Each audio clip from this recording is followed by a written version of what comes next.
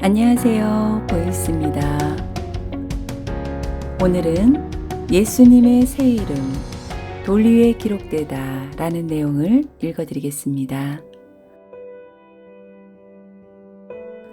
예수님의 새 이름.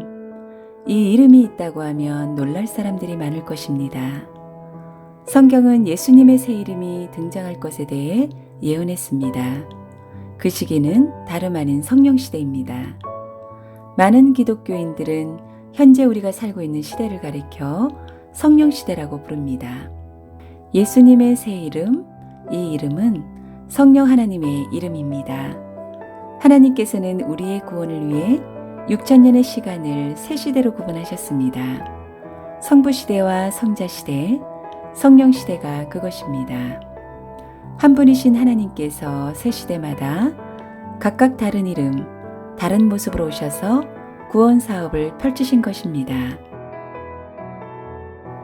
마태복음 28장 18절 예수께서 나와 일러 가라사대 너희는 가서 모든 족속으로 제자를 삼아 아버지와 아들과 성령의 이름으로 침례를 주고 내가 너희에게 분부한 모든 것을 가르쳐 지키게 하라.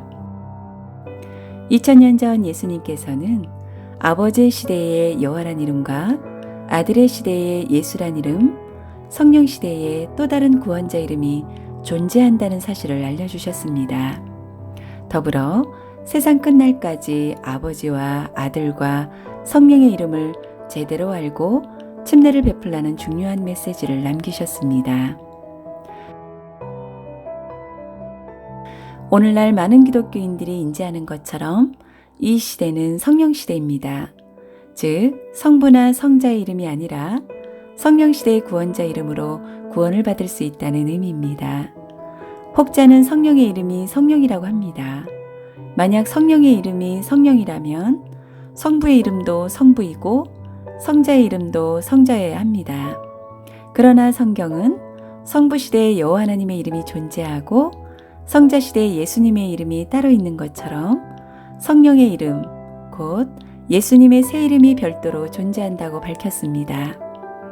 요한계시록 2장 17절 이기는 그에게는 내가 감추었던 만나를 주고 또 흰 돌을 줄 터인데 그 돌 위에 새 이름을 기록한 것이 있나니 받는 자밖에는 그 이름을 알 사람이 없느니라.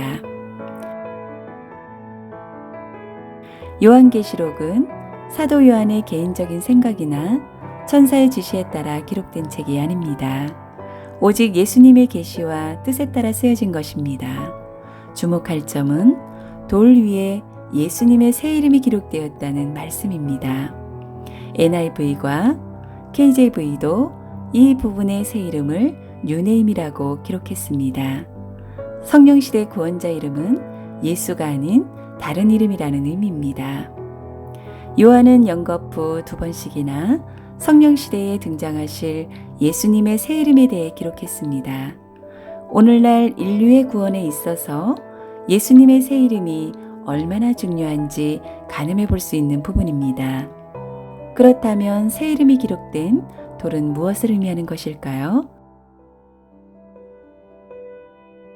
베드로전서 2장 4절 사람에게는 버림바 되었으나 하나님께 택하심을 입은 보배로운 산돌이신 예수에게 나와 사도 베드로는 새 이름이 기록된 돌을 예수님이라고 증거했습니다. 따라서 요한이 증거한 돌 위에 새 이름은 예수님의 새 이름이며 받는 자밖에는 알 사람이 없다고 한 예수님의 새 이름은 성령의 이름, 바로 성령시대 구원자 이름인 것입니다. 옛적 성부시대에는 여호와 하나님을 찾고 믿었던 자들이 구원을 받을 수 있었습니다. 성자시대에는 예수님을 불렀던 자들이 구원의 은혜를 덧입을 수 있었습니다. 마찬가지로 성령시대에는 성령시대 구원자이신 예수님의 새 이름을 올바로 알고 믿는 자들만이 구원을 받을 수 있는 것입니다.